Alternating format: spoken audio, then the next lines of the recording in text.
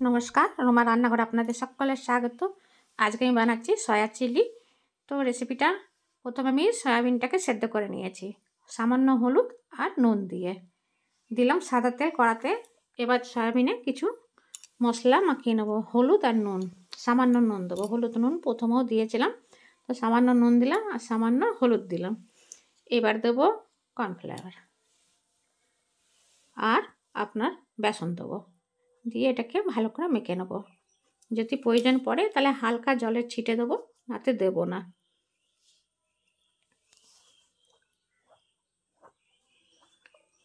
আমার ভিডিওগুলো আপনাদের কেমন লাগছে জানাবেন। যদি ভাল লাগে তো প্লিজ লাইক, কমেন্ট, শেয়ার করে রুমা রান্নাঘর চ্যানেলটাকে একটা সাবস্ক্রাইব করে আমার পাশে থাকবেন।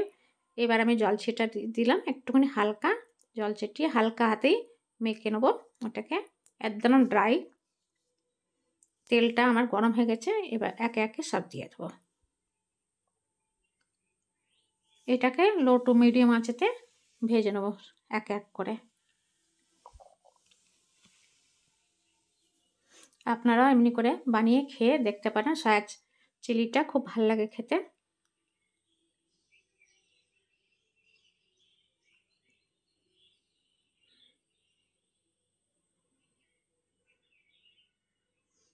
সয়াবিনগুলোতে কোট দিয়ে দিয়েছিলাম ময়দার, তাই এর জন্য বেসনের, তাই জন্য ওটা অত তেল টানেনি। এবার দিলাম কিছুটা রসুন থেত করে রেখেছিলাম, সেই রসুনগুলোকে ভালো করে ভেজে এর মধ্যে একটুখানি পেঁয়াজ কেটে রেখেছি কুচিয়ে, সেই পেঁয়াজ দিয়ে দেবো।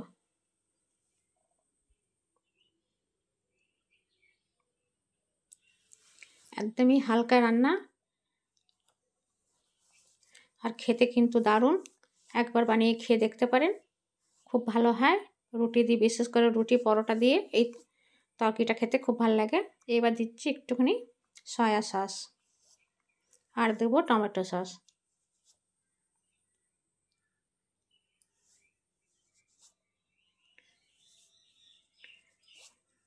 দিলাম একটু গোলমরিচের গুঁড়ো।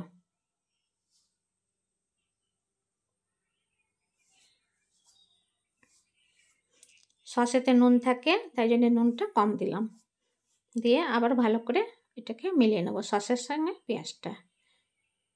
এমনি করে একবার বানাবেন।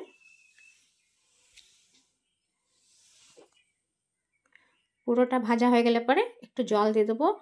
যে সয়াবিনটা মেখেছিলাম বেসন আর দিয়ে কর্নফ্লাওয়ার দিয়ে, ওরই জলটা দিয়ে দেবো অল্প করে।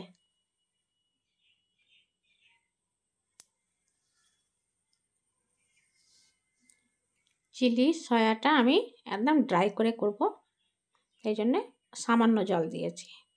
জলটা ফুটে গেলেই সয়াবিনগুলো দিয়ে দেবো ওতে। তো এমনি করে বানিয়ে একবার খেয়ে দেখতে পারেন।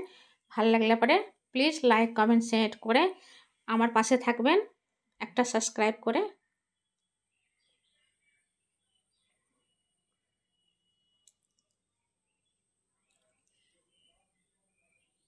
এটাকে খুব ভালো করে এর মধ্যে সসটাকে কোট করে নিতে হবে সয়াটার মধ্যে। এবারের মধ্যে ধনেপাতা আর লঙ্কা কেটে রেখেছি, সেটা দিয়ে গ্যাসটা নিভিয়ে দেবো আর মিলিয়ে দেবো। ব্যাস, আমার চিলি সয়া তৈরি। তো আমি আপনাকে এই সসটা বানিয়ে দেখালাম, কেমন লাগলো জানাবেন। একটা সাবস্ক্রাইব করতে একদম ভুলবেন না।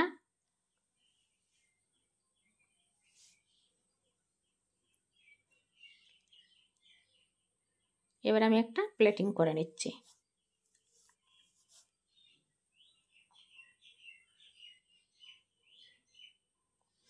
আপনারা ভালো থাকবেন, সুস্থ থাকবেন। আবার দেখা হবে নতুন একটা রান্না নিয়ে।